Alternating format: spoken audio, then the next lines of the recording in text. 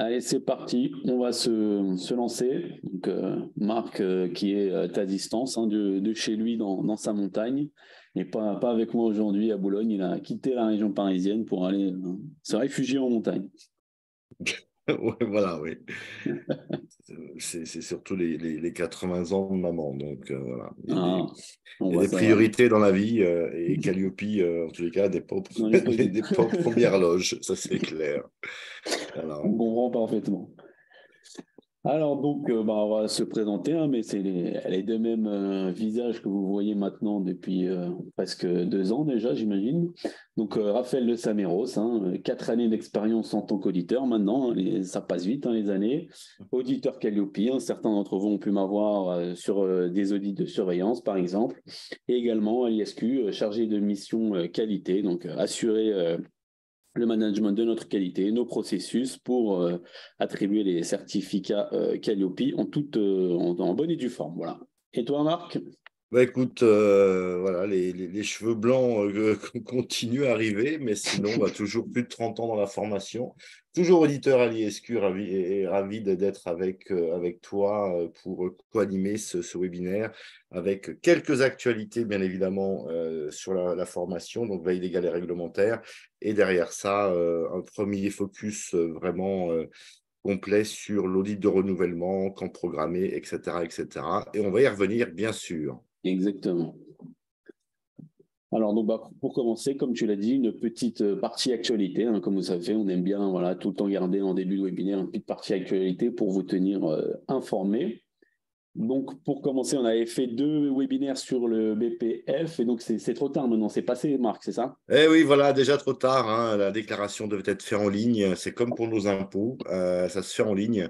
Ça devait être réalisé avant le 31 mai 2023 pour toute structure qui dispose d'un NDA actif.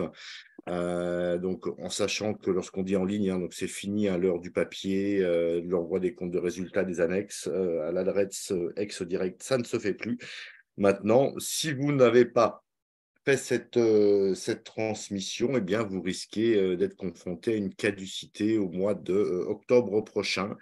Et bah, je vous invite à regarder en replay nos webinaires sur le BPF, puisque qui dit caducité dit normalement interdiction de contractualiser toute nouvelle action jusqu'à la réactivation ou l'attribution d'un nouveau NDA, et surtout disparition de la liste des organismes certifiés. Exact. Alors, Et oui, c'est ça, toi qui maîtrises le mulot, ouais. hein. Il y a un peu de retard. Donc voilà, ça c'était ce que tu disais, effectivement, un risque de suspension et de retrait de la liste publique des organismes de formation dû à une caducité du BPF. Ouais, et même pour compléter, hein, si d'aventure un organisme qui a été frappé de caducité au mois d'octobre, puisque en fait les DRETS opèrent ce qu'ils appellent ou ce qu'on appelle des campagnes de caducité, s'il va y avoir un contrôle et que la DRET puisse observer qu'il y a une contractualisation pendant la caducité, normalement c'est passible d'une amende de 4 500 euros, en sachant que pour tout ce qui est formation, l'amende standard, ce n'est pas l'amende du parking de Paris à 80 euros, mais c'est bien à 4 500 euros. Alors, Raphaël, donc là, je sais que tu nous mets à jour régulièrement notre cartographie. Alors, qu'en est-il à fin mai 2023 de nos NDA actifs et de nos certifiés? Alors, eh bien, fin mai, un nombre de NDA qui continue de grimper par rapport à notre dernier relevé de compteur, on va dire. Plus 1700 NDA actifs par rapport à la dernière fois et 435 NDA certifiés en plus par rapport à la dernière fois, ce qui nous porte notre total de 37% des NDA disponibles sont désormais certifiés Calliope. Voilà. Comme on vous l'avait montré un peu précédemment, il y a un an, on était sur 31%, donc voilà, on a quand même un petit peu augmenté. On est dessus du 1/3 des NDA maintenant pour Et, 36 certificateurs et 8 instances de labellisation. et possible augmentation des certifiés si les fameux décrets Mhm. imposant aux sous-traitants de Calliope Ouais, devaient être amenés à à grimper sortir. Donc, encore. affaire à suivre sur une possible évolution du nombre de certifiés. 44 600, bon, ça correspond à peu près à ce qu'il y avait dans Datadog il y a 3 ans. ou 4 ans. Donc voilà, je pense qu'on est tout à fait en phase avec ce que nous connaissions. Exact, voilà. Et au niveau des régions, ben, ça n'a pas bougé, hein, comme d'habitude. On a la région Île-de-France qui mène la danse, et puis voilà, la région orale, hein, les grandes métropoles françaises, hein, qui mènent la danse des NDA certifiés. Et non, problème, un souris, hein. Et alors, pour l'apprentissage, il y a un nouveau CERFA qui est sorti, Marc, c'est ça? Oui, oui, alors voilà, une information. Alors bien sûr, on a des informations qui peuvent toucher plus ou moins l'une ou l'autre des catégories. Là, on est sur le côté apprentissage. Il y a un nouveau CERFA qui est sorti. En fait, il est mis en œuvre depuis le 20 avril dernier, bien évidemment. Il est établi en 3 exemplaires, un pour l'employeur, un pour l'apprenti, un pour l'organisme de dépôt. Et vous avez le lien URL pour ceux qui pourront récupérer la présentation. Mhm. Et quelles sont les nouveautés pour ces 3 parties prenantes que tu viens de citer? Bon, bah, il y a un certain nombre de choses qui ont évolué, hein, pour l'employeur, nouveau code pour Mhm. identifier les établissements publics, industriels et commerciaux, et rappelle que l'employeur devra, durant toute la durée du contrat d'apprentissage, mettre à la disposition des autorités de contrôle, bon, essentiellement la DRETS, et pas que, l'ensemble des pièces permettant de tester les informations mentionnées dans ce contrat pour l'apprenti. Seul le premier prénom de l'apprenti doit être indiqué conformément à son état civil, le numéro d'inscription des personnes au répertoire national d'identification des personnes physiques et également, ça prend en compte l'aménagement de l'âge plafond. Donc, en tous les cas, CERFA à télécharger. Et on va voir d'ailleurs sur la slide suivante un petit aperçu. Les nouveautés, hein, donc le NIR est encadré ici. On déclare avoir un projet de création d'entreprise ou non. Donc c'est vrai que ça c'est plus peut-être pour les créateurs d'entreprises. Mais voici en tous les cas ce qui a pu changer côté apprenti. Et côté maître d'apprentissage? Là aussi, en fait, l'encadré était en fait complété, c'est-à-dire qu'aujourd'hui, eh bien, vous avez l'obligation de pouvoir préciser quel est le diplôme ou le titre le plus élevé obtenu par le maître d'apprentissage numéro 1, voire le maître d'apprentissage numéro 2. Donc ça, c'est important, bien évidemment, en cas de contrôle. Et on va voir juste après pourquoi. Il y a un exemple ici à nous montrer? Oui, ben en fait, alors, il y a un guide alors, que j'ai trouvé. Bon, il y en a beaucoup des guides. Il y a le guide, bien évidemment, du précis de l'apprentissage qui est diffusé par le ministère. Moi, j'ai trouvé celui-ci, guide de l'apprentissage. C'est sur une région. J'ai juste coupé la région. J'en suis navré. Mais en tous les cas, ça nous montre bien, qu'est-ce qui va être regardé, quelles sont les pièces qui pourraient être demandées pour essayer d'établir en fait, eh bien, quel est le maître d'apprentissage, quel est son profil. On va vous demander éventuellement lors d'un contrôle les copies du diplôme le plus élevé en relation avec la formation suivie par l'apprenti, le certificat de travail ou e-attestation d'employeur et autres, sauf CV justifiant d'un an d'expérience professionnelle. Donc c'est vrai que n'est pas maître d'apprentissage qui veut. Donc ben, il y a un petit rappel ici des pièces qui vont être observées, demandées lors d'un contrôle de l'adresse. D'accord, ok. Merci Marc pour ces éléments concernant l'apprentissage. Une nouvelle nouveauté qu'on a souhaité partager avec vous, c'est sur la liste, enfin sur le site internet où vous trouvez la liste des organismes certifiés Calliope. Il y a un nouveau dirais-je, système, hein, qui a été mis en place pour faciliter la recherche de si un organisme est Calliope ou pas. Tu peux nous en dire plus, Marc? Je peux en dire plus grâce à toi, Raphaël, parce qu'en fait, c'est toi, Ok, pas de c'est souci. toi qui as observé ça. Bon, c'est vrai que la veille, hein, alors, si on a fait l'ISQ, bien sûr, mais petit clin d'œil à nos amis certifiés, la veille ne relève pas que du dirigeant, des 4 dirigeants d'entreprise. Tout le monde peut y être associé. C'est toi qui as découvert qu'il y avait ce nouveau bouton ici, consulter l'annuaire. Alors, que se passe-t-il lorsqu'on clique dessus? Eh bien, on va voir ça dans la phase suivante. Voilà, ça nous ramène Euh, ici. ouais, donc vous allez pouvoir saisir le nom, l'adresse, le SIRET ou le SIREN de l'entreprise de formation. Donc, en l'occurrence, vous pourriez très bien saisir le vôtre. Et là, que Exact. va-t-il apparaître? Que va-t-on pouvoir découvrir? Eh bien, en fait, on vous met un certain nombre d'informations. Il va y avoir en fait le SIRET, le code NAF, l'adresse, la date de création, l'établissement, est-ce qu'il est actif ou non, et le nombre d'établissements en activité qui pourraient être rattachés. Si Myriam nous regarde aujourd'hui, elle devrait se reconnaître. Ça, c'est un petit message personnel, bien évidemment. Et ensuite, il y a beaucoup plus d'informations, c'est-à-dire que dès lors que vous allez entrer sur la fiche de présentation de la structure, il y a un résumé, justificatif d'immatriculation, les dirigeants, les annonces, les labels, certificats, établissements scolaires et conventions collectives.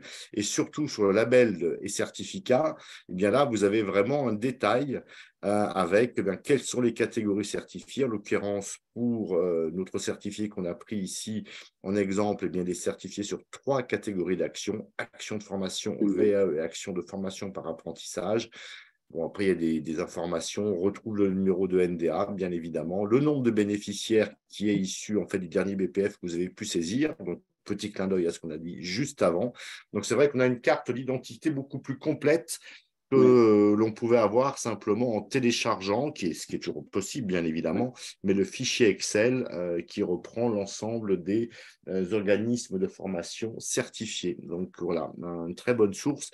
Et il faut bien évidemment comprendre que tous nos financeurs publics, et en particulier les OPCO, ont accès à ces informations, qu'on peut supposer qu'il y ait d'ailleurs une connexion entre les informations du site data.gouv et les sites de nos financeurs publics. Très bien. OK. Merci Marc. Une nouvelle actualité maintenant qui concerne la VAE et un nouveau décret publié très récemment. Oui, donc c'est le décret 2023-408 du 26 mai 2023, donc c'est tout chaud, ça vient juste de sortir du four. Alors j'ai vu qu'il y avait de très nombreux webinaires qui étaient proposés pour justement bien un peu clarifier, préciser les éléments relatifs à cette évolution. Donc, on ne va pas nous s'attarder là-dessus, simplement rappeler que pour tous les certifiés qui proposent de la VAE, pour tous les certifiés qui proposent la catégorie d'action de formation avec des contrats pro, puisque la VAE peut être intégrée, je pense que c'est un élément de preuve important à mettre en évidence lors d'un audit, qu'il soit de surveillance, de renouvellement, pour bien montrer que vous avez une veille spécifique par catégorie. En sachant que, qu'est-ce que l'on dit? Eh bien, que le contrat de professionnalisation peut être conclu avec toute personne âgée de 16 ans révolue et plus, et que la durée maximale des actions de professionnalisation est de 36 mois, donc quelques petits rappels. Mais en tous les cas, maintenant, contrat pro et VAE peuvent être associés. Et donc, pour résumer, Marc. Bon, ce que l'on sait, ce qu'on a pu voir depuis le 23 mai, apparemment, il va y avoir un appel à projet qui devrait être émis. Donc, on est bien sur un projet. Donc, il y a ici, en fait, une période d'expérimentation qui devrait s'ouvrir à 5000 bénéficiaires sur une durée de 3 ans avec eh bien, une prise en charge maximale à hauteur de 9 000 € par parcours individuel. Donc, c'est quand même pas une somme anodine, 9 000 €, bien évidemment. La question que l'on pourrait se poser, alors nous, on se la pose et on n'a pas encore tranché, et il faut l'avouer, c'est qu'aujourd'hui, je propose des contrats pro et je suis uniquement certifié sur la catégorie d'action formation professionnelle. Faut-il que je sois demain certifié pour la VAE dès lors que ce que je pourrais éventuellement proposer eh bien, cumule les 2 catégories? On va répondre pour l'instant au conditionnel, c'est a priori oui. Et si le a priori oui devait être confirmé, ceci en fait imposerait à tout certifié pour la catégorie d'action formation qui propose des contrats pro, eh bien, de faire une demande d'extension de catégorie. Donc, c'est vrai que cet arrêté n'est pas anodin pour ceux qui souhaiteraient éventuellement le mettre en œuvre. Donc, affaire à suivre, on reviendra avec une confirmation, j'espère, lors du prochain webinaire. Très bien, OK. Merci Marc. Donc voilà, hein, comme vous le savez, on aime bien vous tenir informés des dernières actualités. Donc c'était tout pour ce webinaire, hein, même s'il y a, voilà, il y a pas mal d'éléments pour différentes catégories d'actions. Et donc maintenant, nous allons nous attarder sur l'audit de renouvellement pur et dur. Alors Marc, quel est le contexte de cet audit de renouvellement déjà, pour commencer? En fait, si tu recliques normalement une fois sur le Je vais mulot, on a recliquer. la petite flèche qui va apparaître. Hein. Simplement, on se souvient tous que entre l'audit initial et l'audit de surveillance, nous avions entre 14 et 28 mois ou 14 et 22 mois pour mettre en œuvre l'audit de surveillance. Tout dépendait si nous avions bénéficié d'une certification de 4 ans ou de 3 ans. Et donc, toute la question va être maintenant de définir, et c'est en tous les cas la question à laquelle on se propose de répondre, quelle sera la période optimale pour programmer son audit de renouvellement, puisque ceci n'est pas précisé clairement dans les textes, bien évidemment.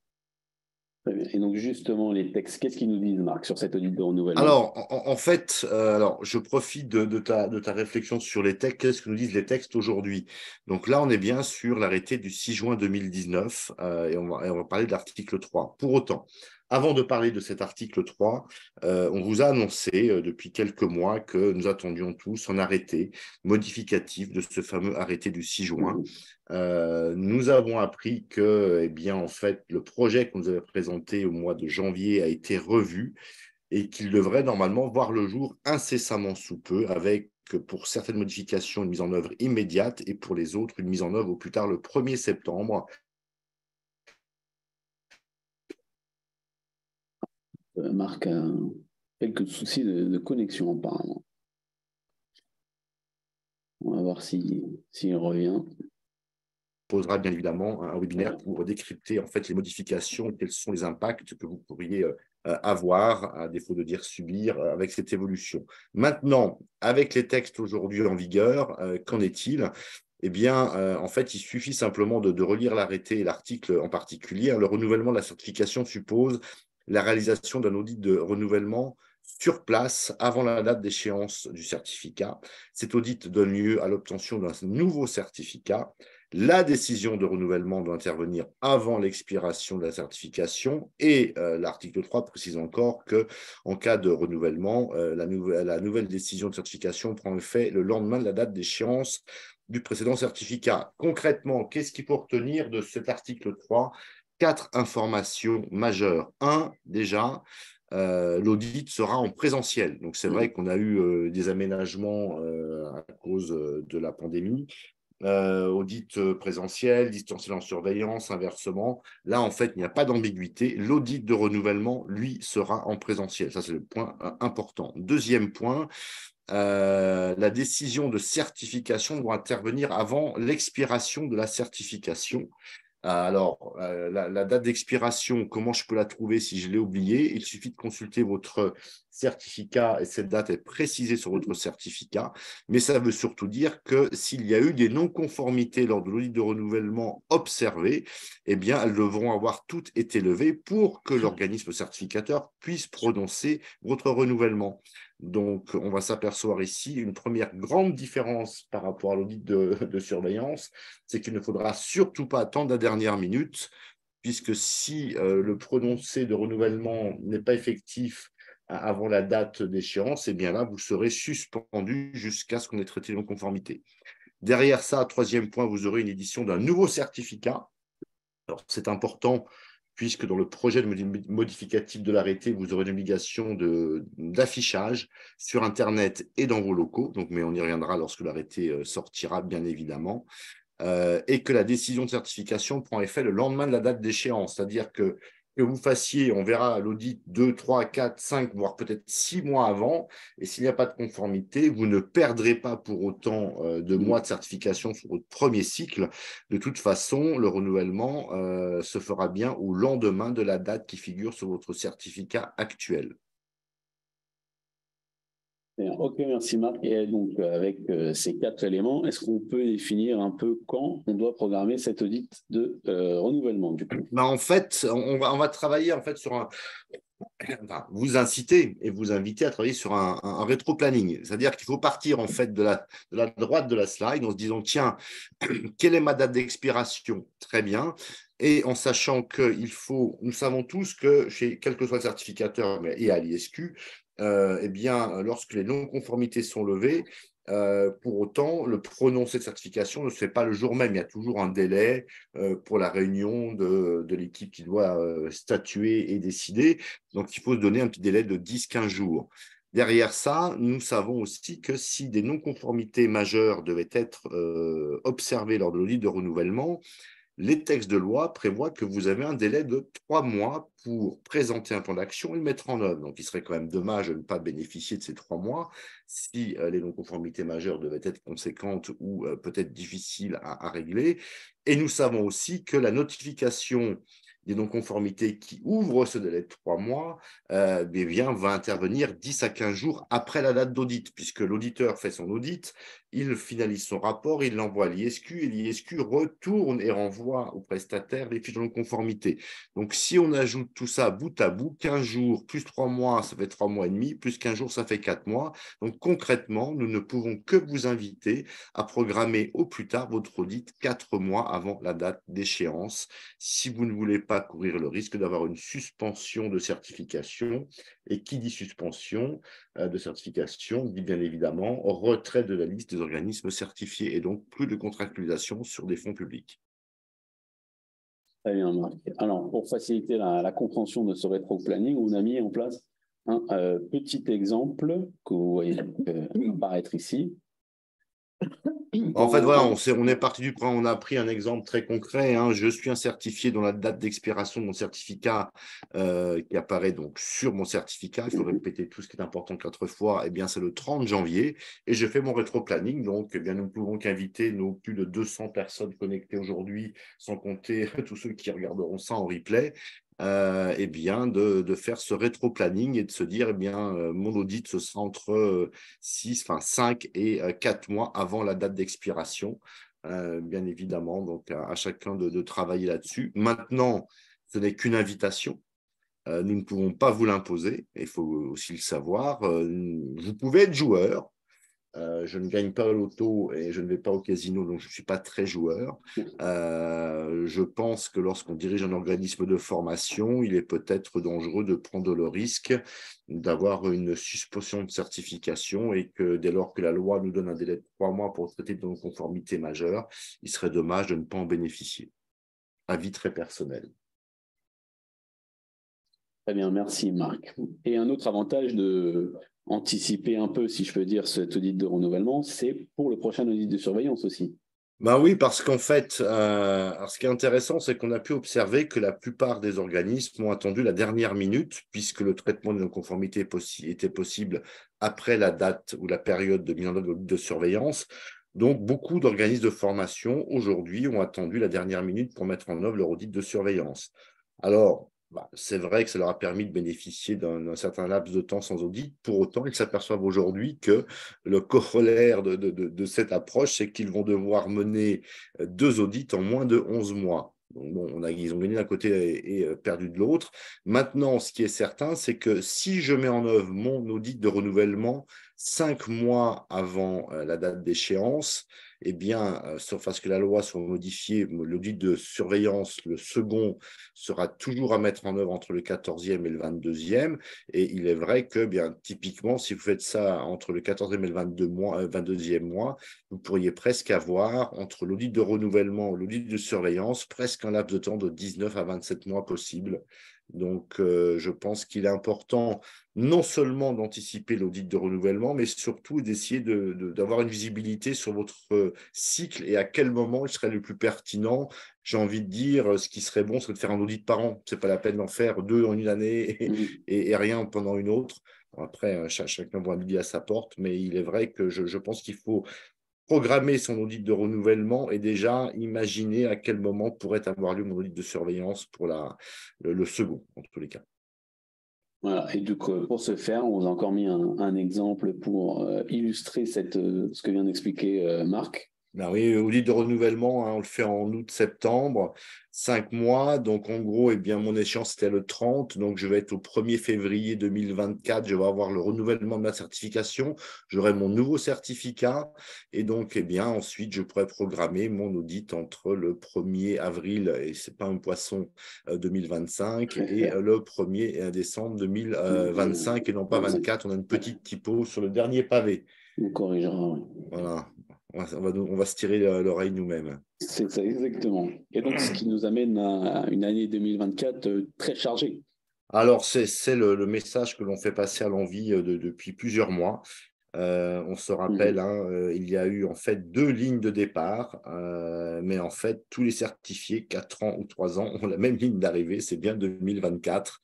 Donc, nous avons déjà une fin d'année, le dernier trimestre 2024 va déjà être relativement chargé et nous savons sur 2024 que les mois les plus compliqués, les plus chargés, et ceci s'appliquera à la plupart des certificateurs entre guillemets historiques hein, qui ont commencé en même temps que nous, puisqu'il y en a qui viennent d'arriver, donc eux, ils vont pas, la question ne se posera pas pour eux. Oui. Mais il est vrai que les mois de juin, juillet, août, septembre 2024 vont être particulièrement chargés et il est fort probable qu'il y ait peut-être quelques difficultés de programmation d'audit, en sachant en plus que juillet et août ne sont pas forcément des mois les plus propices pour avoir une disponibilité des équipes pour recevoir les auditeurs. Très bien. Et donc, le processus pour planifier ces audits, quel est-il? En fait, l'ISQ a finalisé ses programmations informatiques. Bon, après, avec l'informatique, il y a toujours un ou deux bugs à corriger, donc ça, c'est en cours. Globalement, nous avons pris l'initiative, la décision surtout de solliciter nos certifiés en fait 8 mois avant leur date d'échéance. Donc, tous les certifiés ISQ recevront un mail comme ils ont pu le recevoir pour la programmation de l'audit de surveillance. Et donc là, il y aura une saisie en ligne d'un certain nombre d'informations, bien évidemment. Et nous allons aussi laisser la possibilité à ceux qui souhaiteraient programmer bien en amont, puisque, pour donner un exemple très concret, un certain nombre de groupes de formation et ou d'éducation qui sont avec nous, tous les plannings sont déjà arrêtés jusqu'à fin décembre 2024, puisqu'on a déjà pratiquement plus de 500 jours d'audit pour ces groupes qui sont déjà prédéterminés. Donc, si vous souhaitez ne pas attendre que l'ISQ vous sollicite, nous ne pouvons que vous inviter à nous envoyer un mail en disant, voilà, écoutez, je souhaiterais devancer l'appel à renouvellement et pouvoir envisager sereinement sa programmation. Et à ce moment-là, on vous enverra un lien indépendamment des programmations informatiques. Très bien, merci Marc. Et prenons le cas de figure je suis un organisme certifié chez un autre certificateur Calliope, et pour une raison X ou Y, hein, parce qu'on fait des super webinaires, hein, je décide de rejoindre l'ISQ certification. Alors, quelle est la marche à suivre? Alors, il est vrai que, alors déjà, on rappelle qu'à tout moment, la loi prévoit qu'un organisme certifié auprès d'un organisme certificateur peut peut demander un transfert de certification. Donc là, il y a rien de nouveau sous le soleil. Vous pouvez transférer à tout moment. Maintenant, on peut aussi comprendre qu'au moment de la mise en œuvre de l'audit de renouvellement, eh bien, des certifiés puissent se poser la question légitime de savoir s'ils souhaiteraient avec le certificateur qu'ils ont ou ont changé.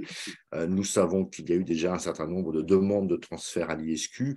Et en fait, aujourd'hui, quelqu'un qui souhaiterait mettre en œuvre son audit de renouvellement à l'ISQ alors qu'il n'est pas certifié, pour l'instant, nous avons pris le parti de traiter ça en fait comme une demande de transfert, c'est-à-dire que on vous demandera en fait de confirmer votre volonté de transfert de votre certification du certificateur actuel vers l'ISQ. C'est une démarche qui est en fait complètement gratuite, donc il n'y a aucun impact pour vous financier, ni en temps, si ce n'est de faire la demande et d'envoyer un ou deux documents. Et derrière ça, eh bien, en fait, l'ISQ, après étudier votre dossier, devrait accepter votre demande de transfert et donc l'ISQ reprendra votre certification et là, on pourra rentrer dans le cycle de la programmation. C'est ce qui nous semble aujourd'hui le plus pertinent, même si on pourrait débattre un peu sur l'interprétation des textes. Très bien. Et pour la durée de mon audit de renouvellement, est-ce que je peux déjà avoir des petites pistes pour savoir combien de temps ça va durer? Oh, même des grosses, Raphaël, des Ah, grosses pistes super. en fait. Déjà, pour l'instant, ça va être traité exactement de la même façon que nous avons pu traiter les demandes initiales. Ce qui est certain, par contre, c'est que nous allons vous demander, et c'est une pièce bien sûr essentielle, c'est votre dernier bilan pédagogique et financier. Et aujourd'hui, il est disponible puisque normalement, vous l'avez tous déclaré avant le 31 mai dernier. Donc, il est vrai que nous allons devoir, et tous les certificateurs prendront d'ailleurs en compte votre chiffre d'affaires au BPF de votre activité 2022, donc celui que vous venez de saisir. Après le reste, bien sûr qu'on va vérifier que le nombre de sites que vous déclarez, c'est le même, que les nombres de catégories sur lesquelles vous souhaitez être certifié, eh bien, restent ce qu'elles étaient initialement. Mais en tous les cas, le vrai changement, ça va être la prise en compte de votre dernier BPF qui pourrait vous faire passer, comme pour les impôts, j'aime bien l'analogie, on est en pleine période aussi, faire passer une tranche, alors en bien ou en mal, tout dépend de l'évolution de votre chiffre d'affaires. Ouais, donc ici, on voit les fameuses tranches de chiffre d'affaires pour les durées d'audit. Oui, en fait, ça reprend exactement ce qu'on avait pour l'audit initial. Ça Ouais. se retrouve toujours dans l'arrêté du 6 juin. Donc là aussi, il n'y a pas de nouveauté. En sachant bien évidemment que pour l'ensemble des certificateurs qui aujourd'hui opèrent sur le marché, à un même périmètre, ils doivent vous proposer la même durée. Ce n'est pas la tête du client. Et une autre question qu'on peut se poser, c'est qui va nous auditer pour cette audit de renouvellement? On se la pose et surtout on nous la pose. C'est-à-dire que pour avoir rencontré, on va dire là dernièrement, nos 20 principaux donneurs d'ordre, c'est vrai que c'est une question qui revient. Mais qui va nous auditer? Est-ce qu'on va retrouver l'auditeur initial? Est-ce qu'on va retrouver l'auditeur de l'audit de surveillance? Alors, dans la pratique, ce qui est sûr, c'est que on va d'abord prendre en compte eh bien l'évolution de notre réseau d'auditeurs. Puisque les années passant, certains se rapprochent de la retraite, hein, même si c'est une journée aujourd'hui un peu spéciale, indépendamment du débarquement 44, mais également de manifestations contre la loi de la retraite. Il se peut que certains de nos auditeurs aient cessé leur activité, donc forcément, on ne va pas les retrouver avec nous. Ensuite, on verra vers qui adresser, étant donné qu'on va avoir en plus ici des audits présentiels.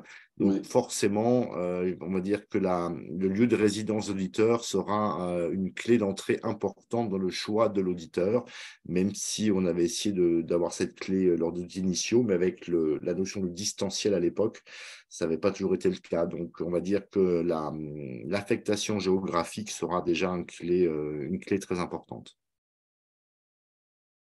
Et au niveau du contenu de cet audit de renouvellement, est-ce qu'on a aussi d'autres informations? En fait, ça va être un cumulé de l'initial et de la surveillance. C'est-à-dire qu'on va bien évidemment, il va s'agir d'audit complet, donc sur l'ensemble des indicateurs applicables. Maintenant, l'auditeur va aussi vérifier la mise en œuvre des plans d'action suite au constat de non-conformité qui aurait pu être formulé lors de l'audit de surveillance, voire des audits d'extension entre les deux.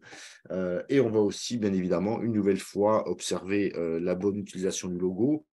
Et aujourd'hui, pour les certifiés SQ, ils savent que nous contrôlons 4 points en lien avec le logo et il devrait y en avoir 6 demain avec l'évolution et ce nouvel arrêté qui arrive. Donc, en fait, c'est vraiment un pot pourri de tous les audits précédents, complet, mais avec beaucoup plus de temps. C'est ça. Et si il y a des non-conformités, est-ce que le processus de traitement est le même ou est-ce que ça change? À ce jour, nous allons rester sur ce qui a été défini pour l'audit initial et l'audit de surveillance, donc avec un délai défini par les textes de loi de 3 mois pour présenter et mettre en œuvre un plan d'action pour les non-conformités majeures. Et pour les non-conformités mineures, je rappelle que les textes précisent que c'est à la main des certificateurs et que pour les certifiés ISQ, ils disposent d'un délai de 1 mois pour présenter un plan d'action. Le fait d'avoir 5 mineurs qui sont formés majeurs, ceci ne change pas également. Très bien. Merci Marc. Et nous voilà donc arrivés au bout pour le NIT de renouvellement. Exactement, et on vient sur la partie, alors c'est vrai qu'on la laisse, hein, ça va bientôt faire 1 an, je crois qu'on évoque ce logo. Alors pourquoi est-ce qu'on la laisse? En fait, tout simplement parce que nous apercevons que dans le cadre des audits de surveillance, il y a toujours de nombreuses non-conformités en lien avec le logo. Alors peut-être que il faudrait redoubler de vigilance. Peut-être que, alors je sais que certains ne nous ont peut-être pas vus, ce qui est dommage. Et je rappelle aussi qu'une non-conformité de logo pourrait inciter l'auditeur aussi à réfléchir sur une non-conformité sur le veille légale et réglementaire. Puisque si vous faites une veille légale et réglementaire, vous êtes censé normalement savoir comment utiliser le logo. Donc c'est vrai que le logo peut conduire à une double peine, une non-conformité de logo et potentiellement une non-conformité sur la veille légale et réglementaire de l'indicateur 23. Alors Raphaël, c'est toi qui as la main, donc déjà peut-être nous rappeler quels sont les documents en fait références qui nous permettent de savoir comment l'utiliser.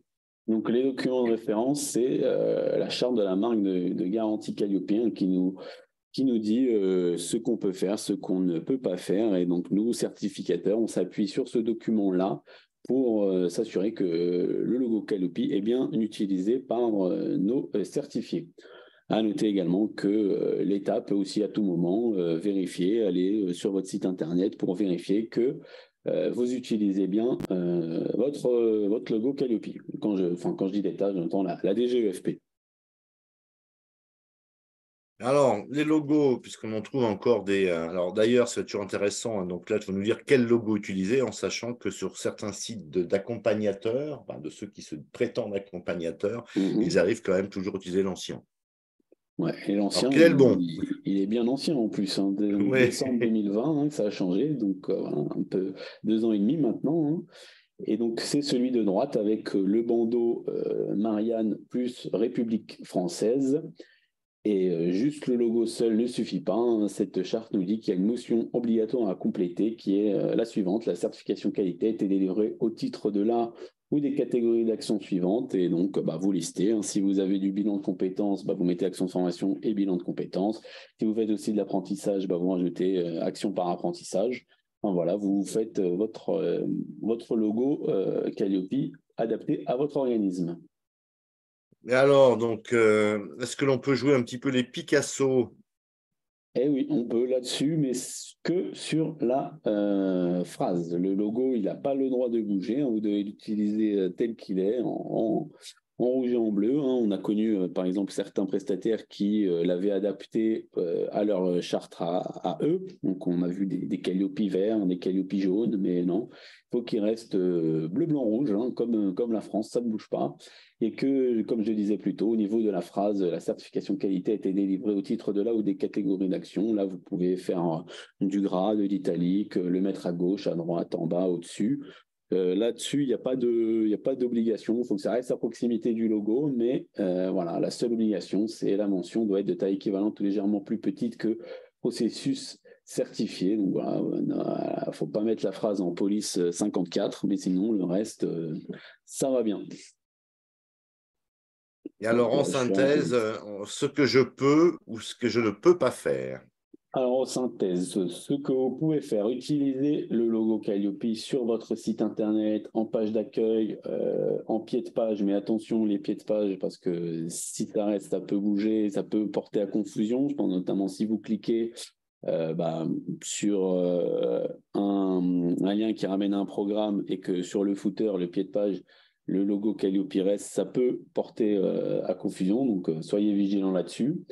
Dans des onglets dédiés, hein, nos certifications, notre démarche qualité, vous pouvez faire apparaître là votre logo. Ensuite, sur un catalogue de formation qui reprend toute votre activité, tous les produits que vous vendez, en première page, vous avez le droit d'utiliser le logo Calliope, mais toujours en précisant les catégories d'action.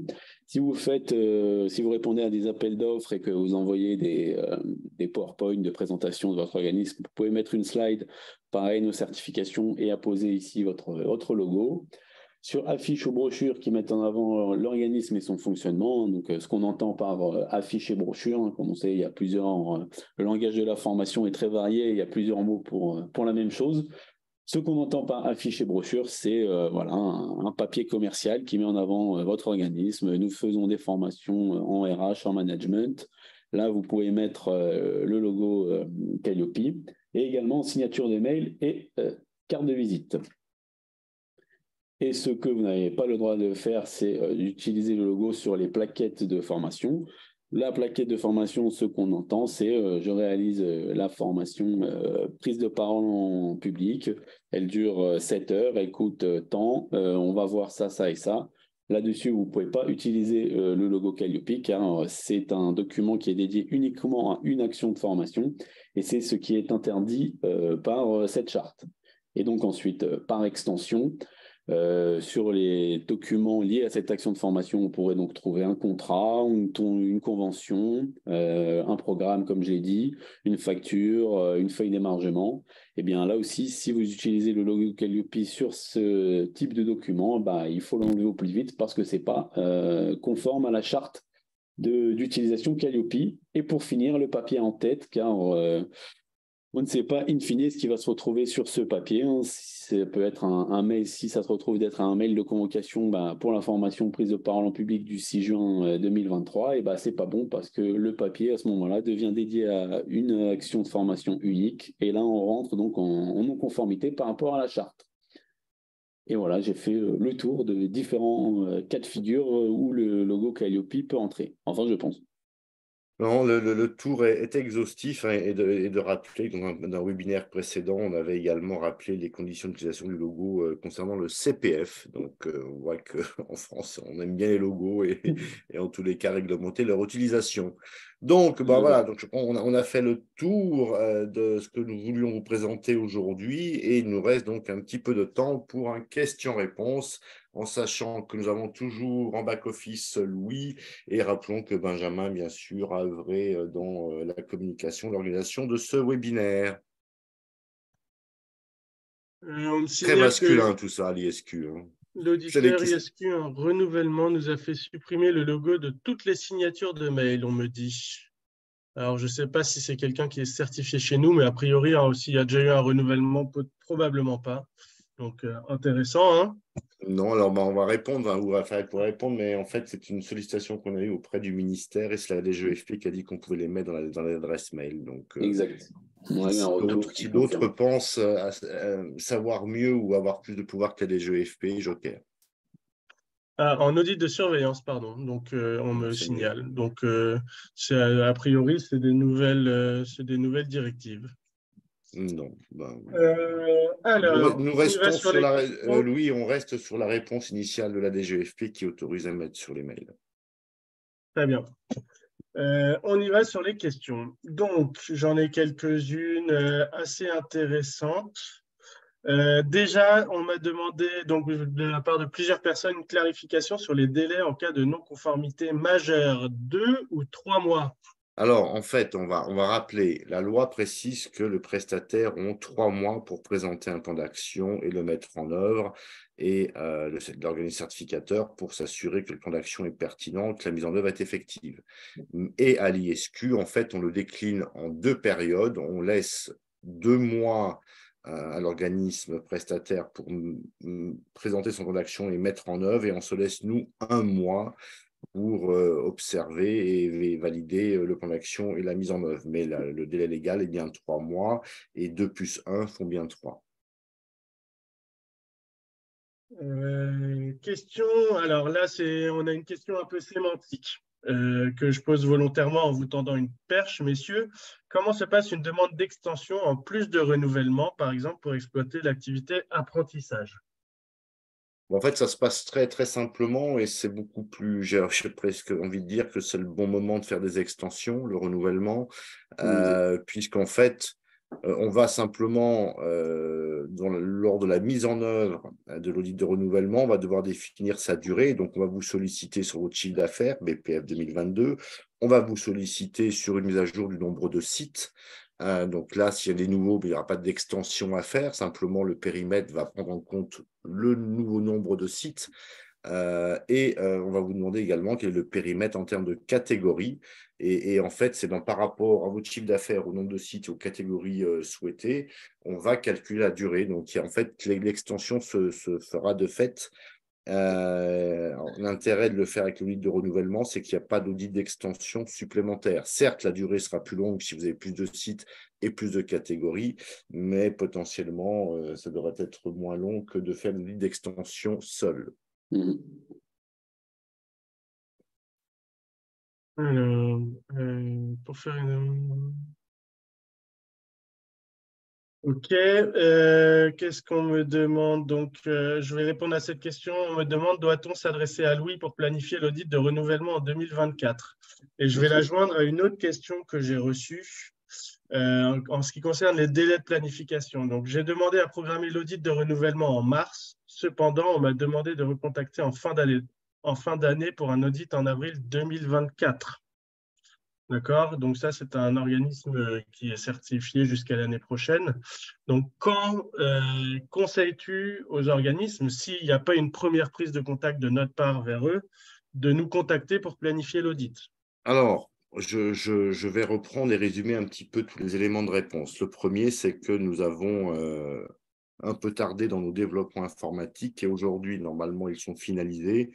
Et donc, l'ISQ va de façon automatique contacter tous ces certifiés 8 mois avant la date d'échéance en adressant un mail qui leur permettra d'avoir accès à un lien pour télécharger les documents nécessaires à l'identification du périmètre et donc établir le contrat et donc ouvrir derrière ça la possibilité de planifier l'audit, que ce soit en avril, en juin ou en septembre, ou même 2024. Maintenant, comme précisé tout à l'heure, et je le rappelle, si vous ne souhaitez pas attendre le 8e mois, mais vous souhaitiez en fait programmer 12 mois avant la date d'échéance, eh bien là, je vous invite à nous envoyer un mail pour qu'on puisse, nous, en retour, vous adresser un lien qui vous permettra d'ouvrir votre dossier. Après, ça permet de rappeler un petit peu quels sont, parce que l'ISQ, c'est avant tout une équipe d'hommes et de femmes et de femmes et d'hommes, hein, même si vous avez que 3 bonhommes à l'écran, il y a quand même beaucoup plus de femmes à l'ISQ. La parité n'est pas respectée. Il est vrai que pour tout ce qui est la partie contractualisation, on va plutôt s'orienter vers Louis et Valérie. Alors Valérie Desormeaux. Et pour ce qui est de la partie programmation, c'est généralement Sarah qui va gérer en fait la programmation des audits dès lors que les dossiers sont complets et finalisés. Merci Marc. J'ai une question BPF. Que faire si on constate a posteriori une erreur dans la saisie du BPF?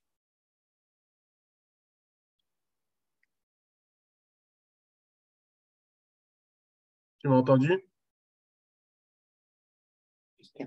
Donc, je t'ai entendu séquencer, donc je ne sais pas si c'est toi ou moi, Que faire mais ce que lorsqu'on constate... j'ai compris, c'est que faire si j'ai constaté une erreur. C'est ça que j'ai pu C'est saisir. ça, dans le BPF, oui. Bon, après, il faut voir peut-être la nature de l'erreur. On ne peut que vous inviter à vous rapprocher de votre DRETS local ou le service de contrôle de la formation, le SRC, pour leur préciser qu'il y a eu une erreur qui s'est intégrée dans votre déclaration. Bon, reste à voir après aussi peut-être la nature de l'erreur. C'est-à-dire que si vous avez oublié 5 apprenants sur 2000, vous pouvez toujours essayer de déclarer, mais je ne suis pas convaincu qu'ils en soient à 5 près. Si vous avez oublié 100 ou 200 000 euros, là, ça peut avoir un impact parce que si ça devait vous faire changer de tranche côté Calliope, ça pourrait être considéré comme de la fausse déclaration. Donc, en fait, il faut déjà essayer d'analyser la nature de l'omission ou de l'erreur pour savoir peut-être s'il y a vraiment une nécessité impérative de se rapprocher de la DRETS ou pas. Question audit de renouvellement. Allez, je vais en faire 3 en une. Donc, pour un audit, ouais, non, pas celle-là, pardon. Quelle différence y a-t-il dans le contenu ou la forme d'un audit de surveillance et d'un audit de renouvellement? Sur un audit de renouvellement multisite, est-ce qu'on audite plusieurs sites? Et est-ce que l'auditeur sera le même qu'à l'audit de surveillance? Alors, en fait, allez, je vais refaire les questions. Raphaël, pour ce qui est des sites, qu'est-ce qui est appliqué quant à l'audit des sites pour les multisites? Alors, pour l'audit de surveillance, actuellement, la règle était de faire un site qu'on n'avait pas vu à l'audit d'initial. Donc ça, c'était pour le cas audit de surveillance. Par contre, pour le cas audit de renouvellement, on revient sur ce qu'on a connu à l'audit initial, c'est-à-dire la racine carrée de tous les sites arrondie à l'entier le plus proche. Voilà, donc voilà, facile. Vous avez 49 sites, hein, racine carrée de 49, ça fait 7. Donc ça nous fait un échantillonnage de 7 sites. Voilà, donc audit renouvellement égale audit initial pour déterminer le nombre de sites à auditer et bien sûr différent de ce qui était d'actualité pour l'audit de surveillance, comme l'a dit Raphaël, même si ceci devrait changer et attendons de voir le nouvel arrêté. Sur l'autre élément de la question, qui va auditer? Je rappelle que ça va dépendre d'une part de la localisation des auditeurs et des audités. Et du maintien d'activité de notre réseau, en sachant que l'ISQ a recruté, continue à recruter et recrutera demain des auditeurs pour faire face en fait à la volumétrie, puisque je vous rappelle qu'on va devoir auditer 2 années de certifié en une seule. Et en fait, ce n'est pas en fait x2, ça va être x2,3 ou 4, puisque je vous rappelle que beaucoup de certifiés USQ ont bénéficié d'un audit initial aménagé et que là, l'audit sera complet et non plus aménagé. Donc, il est vrai que ce n'est pas simplement x2, ça va être x2,5 en termes de jours. Donc, en fait, on va avoir aussi de nouveaux auditeurs qui grossissent nos équipes. Et après, quelle va être la différence? En fait, il n'y a pas de différence, hein. La seule grande différence que vous allez trouver entre tous les audits, puisqu'ils sont tous normalement de main complets, comme était la surveillance, ça va être la durée. Donc, la durée va être beaucoup plus longue lors de l'audit de renouvellement que lors de l'audit initial de surveillance, pardon, puisqu'il y a à nouveau 3 catégories de chiffre d'affaires, à moins de 150, 150, 750, au-delà de 750. Donc, ça veut dire que l'auditeur aura plus de temps à consacrer pour chacun des indicateurs, donc plus de temps d'investigation et donc plus de temps de creuser. Mais sinon, après, les indicateurs seront les mêmes. Le plan d'audit reprendra exactement ce que vous avez connu. Les phases seront la même. Réunion d'ouverture, présentation, audit, réunion de clôture. Tout ça ne change pas. Merci. Question charte graphique, Raphaël, c'est pour toi. Oui. On me demande, qu'en est-il de la nouvelle charte graphique version 15 mars 2023 du logo Calliope pour les établissements supérieurs? Est-ce que nous devons changer le logo et si oui, lequel précisément? Alors, tout dépend donc, si vous avez fait le Calliope classique par un organisme certificateur, bah, vous utilisez le logo Calliope de votre certificateur. Donc ensuite, mais dans le cas, si vous êtes un organisme donc de fait Calliope, un enseignement supérieur de fait Calliope, il faut utiliser le logo du coup lié à celui-là, qui est, on l'a pas affiché effectivement sur notre présentation, mais c'est un logo qui dit que l'organisme est de fait Calliope pour les 4 catégories d'action. Même si ce qui nous trouvons bizarre, c'est que même si vous ne faites pas de bilan de compétences, il dit que vous avez le full Calliope, mais voilà, donc nous, c'est utiliser celui lié à votre certificateur. Merci. Bon, on a encore un peu de temps, donc je continue à parcourir les questions. Est-ce que la certification CLEA et la préparation apprentissage font partie des actions de formation à auditer?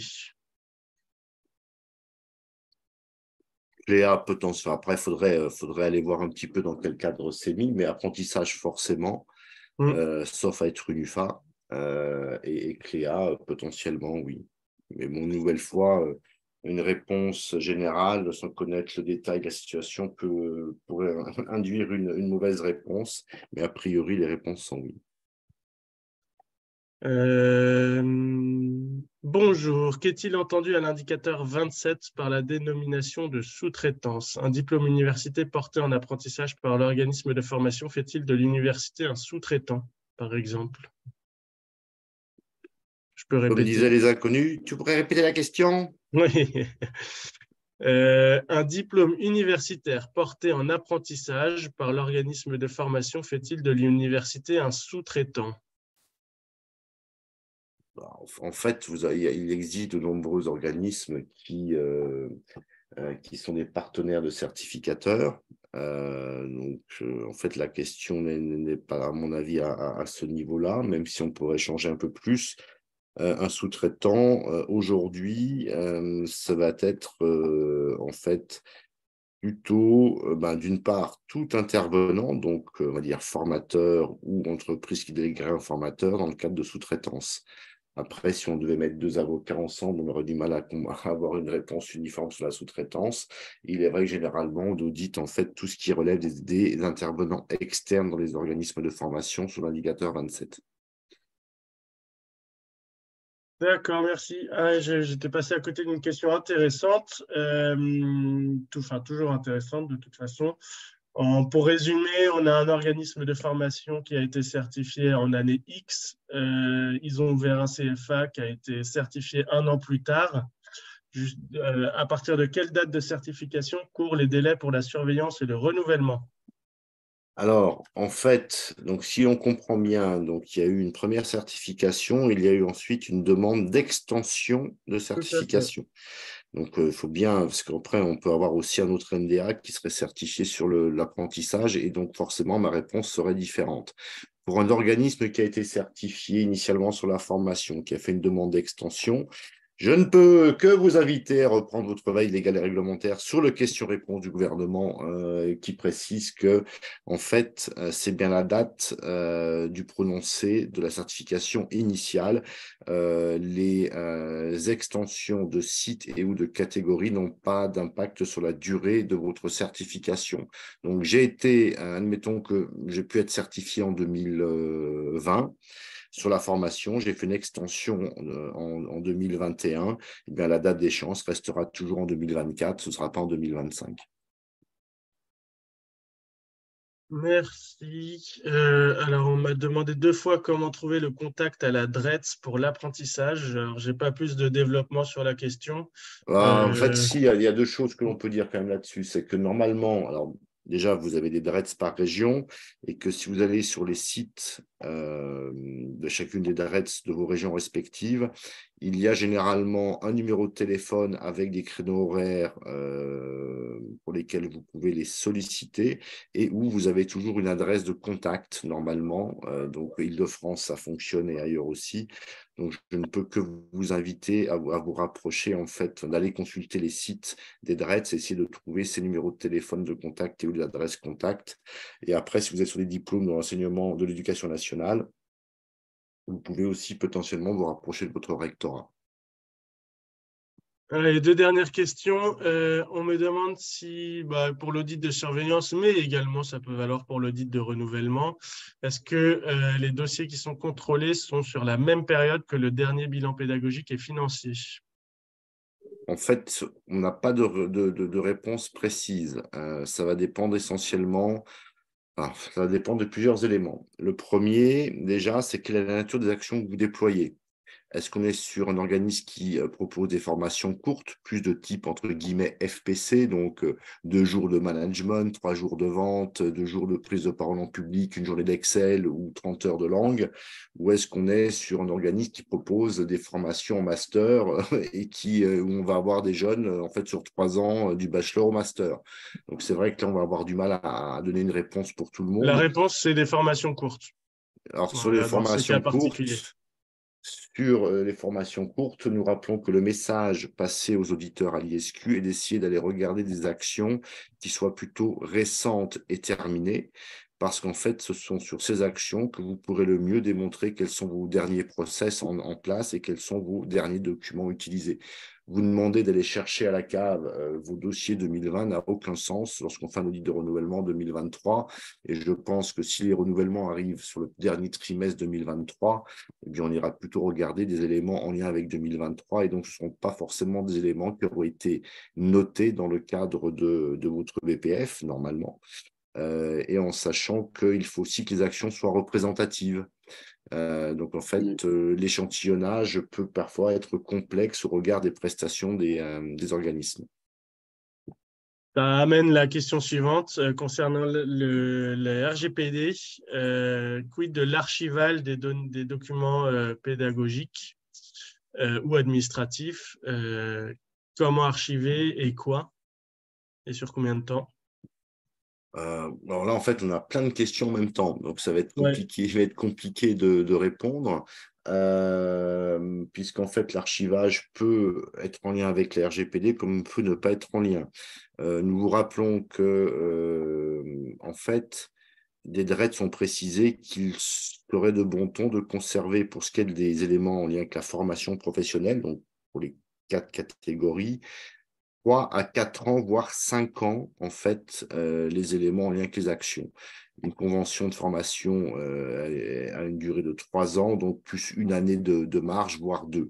Donc ça, c'est une réponse qui a été formulée par une des DRETS au mois de mars dernier. En sachant que pour ce qui est par exemple du bilan de compétences, on avait fait un focus et il est vrai que la loi aussi précise qu'on n'est pas censé tout conserver. Donc là, il faut regarder ce que dit la loi sur la conservation pour le bilan de compétences en particulier. Après, pour ce qui est du RGPD, Le RGPD, pour moi, ce n'est pas forcément tant en lien avec votre délai de conservation. Normalement, vos règles de gestion des données, pas bien sûr prendre en considération vos délais de conservation, mais il n'y a pas que le délai de conservation. Donc, je distinguerai les deux. Et peut-être essayer de voir le replay que nous avions fait du webinaire fait l'année dernière avec Alexandre Etamal sur le RGPD. Merci beaucoup. On est bon? C'est tout bon. Magnifique. Donc, on remercie bien évidemment toutes les personnes qui ont assisté à notre webinaire. Vous l'aurez en rediffusion, replay, tout ce que vous voulez, à consommer sans modération. Donc, si l'arrêté devait sortir très prochainement, il y aura un nouveau webinaire mis en œuvre sans délai pour vous tenir informé, bien évidemment, des évolutions légales et réglementaires en lien avec Calliope. Sinon, je pense qu'il doit nous rester encore un webinaire peut-être sur la première quinzaine de juillet. Et on a déjà noté une ou deux pistes d'amélioration avec rappeler que oui, il faut prendre la racine carrée et peut-être reprendre le logo pour les établissements d'enseignement supérieur. Donc, merci aussi de ces suggestions d'amélioration. On est là pour ça. N'hésitez pas à nous adresser des questions et on pourra toujours les intégrer pour notre prochain webinaire afin de répondre au mieux à vos attentes. Merci beaucoup. L'équipe Paris, Lille et Annecy vous salue. Bonne fin de journée. Au revoir, bonne fin de journée.